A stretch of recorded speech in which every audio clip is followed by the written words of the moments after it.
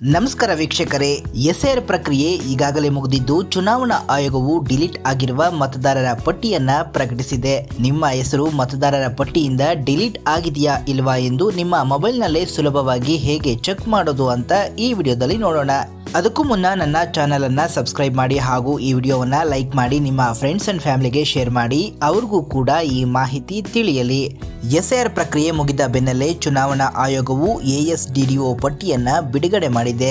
ಎಎಸ್ಡಿಡಿಒ ಎಂದರೆ absent, shifted, dead, duplicate ಮತ್ತು others ಅಂತರ್ಥ.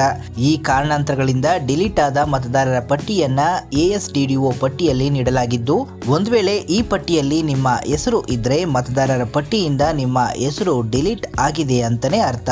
ಈ ಪಟ್ಟಿಯಲ್ಲಿ ನಿಮ್ಮ ಹೆಸರು ಇದೆಯೇ ಎಂಬುದನ್ನ ಹೇಗೆ ತಿಳಿದುಕೊಳ್ಳೋದು ಈಗ ನೋಡೋಣ. ಮೊದಲಿಗೆ ನಿಮ್ಮ ಮೊಬೈಲ್ನಲ್ಲಿ ಗೂಗಲ್ ಕ್ರೋಮ್ ಓಪನ್ ಮಾಡಿ ಇಲ್ಲಿ ನೀಡಿರುವ ಲಿಂಕ್ ಅನ್ನ ಸರ್ಚ್ ಮಾಡಿ ಅಥವಾ ಡಿಸ್ಕ್ರಿಪ್ಷನ್ ನಲ್ಲಿ ನೀಡಿರುವ ಲಿಂಕ್ ಮೇಲೆ ಕ್ಲಿಕ್ ಮಾಡಿ ಅಧಿಕೃತ ವೆಬ್ಸೈಟ್ ಓಪನ್ ಆಗುತ್ತದೆ. ಇಲ್ಲಿ ಕರ್ನಾಟಕ ರಾಜ್ಯದ ಎಲ್ಲಾ ಜಿಲ್ಲೆಗಳ ವಿವರ ಲಭ್ಯವಿದ್ದು, ನಿಮ್ಮ ಪ್ರಸ್ತುತ ಜಿಲ್ಲೆಯ ಪಕ್ಕದಲ್ಲಿರುವ ಕ್ಲಿಕ್ ಹಿಯರ್ ಟು ವಿಸಿಟ್ ಮೇಲೆ ಕ್ಲಿಕ್ ಮಾಡಿ. ಒಂದು ವೇಳೆ ನೀವು ಕೋಲಾರ ಜಿಲ್ಲೆಯವರಾಗಿದ್ದರೆ ಡಿಸ್ಕ್ರಿಪ್ಷನ್ ಅಲ್ಲಿ ಕೋಲಾರದ ಲಿಂಕ್ ಅನ್ನ ನೀಡಿದ್ದೇನೆ, ನೀವು ಡೈರೆಕ್ಟ್ ಆಗಿ ಅದರ ಮೇಲೆ ಕ್ಲಿಕ್ ಮಾಡಬಹುದು. ನಂತರ ಜಿಲ್ಲಾವಾರು ತಾಲೂಕು ಪಟ್ಟಿ ಓಪನ್ ಆಗುತ್ತದೆ. ನಂತರ ನಿಮ್ಮ ಪ್ರಸ್ತುತ ತಾಲೂಕಿನ ಹೆಸರನ್ನ ಆಯ್ಕೆ ಮಾಡಿ. ಈಗ ನಿಮ್ಮ ಜಿಮೇಲ್ ಕೇಳುತ್ತದೆ.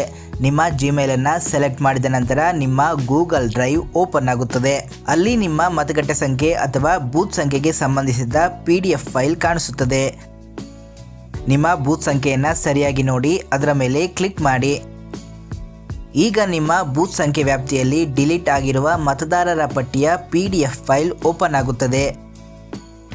ಅಲ್ಲಿ ನಿಮ್ಮ ಎಪಿಕ್ ಕಾರ್ಡ್ ಸಂಖ್ಯೆ, ಹೆಸರು ಮತ್ತು ನಿಮ್ಮ ಹೆಸರನ್ನ ಹುಡುಕಿ. ಇಲ್ಲಿ ನಿಮ್ಮ ಹೆಸರನ್ನ ಎಎಸ್ಡಿಡಿಒ ಪಟ್ಟಿಗೆ ಸೇರಿಸಲು ಕಾರಣವೇನು ಎಂಬುದನ್ನು ಕೂಡ ನೋಡಬಹುದು.